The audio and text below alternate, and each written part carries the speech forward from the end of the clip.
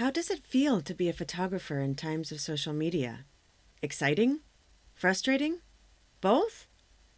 Let's find out more. Meet Amelia, a professional photographer who specializes in wildlife and nature shots. Taking quality photos is not cheap, so over time, Amelia has invested a small fortune in camera gear. Camera, sets of lenses, lights, tripods. But equipment is not all she needs. A great shot lies in the intersection of dozens of little details.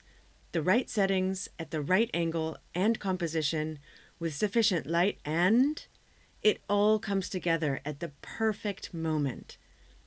Making all of these elements align requires not only Amelia's talent, but many hours of meticulous work.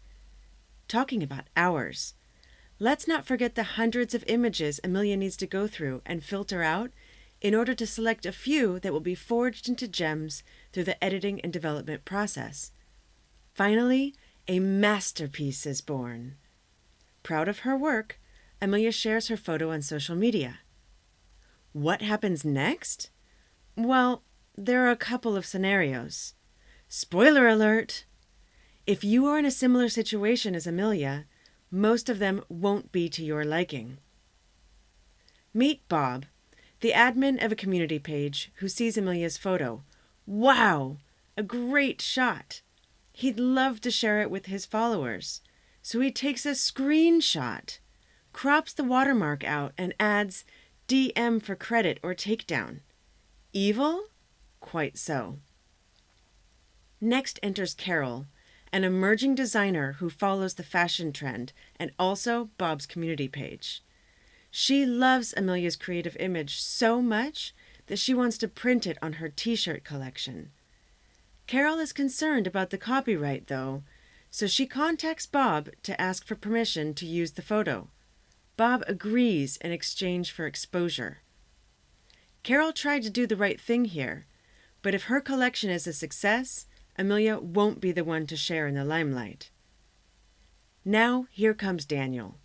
He crops off the watermark and uploads Amelia's photo to a stock image marketplace.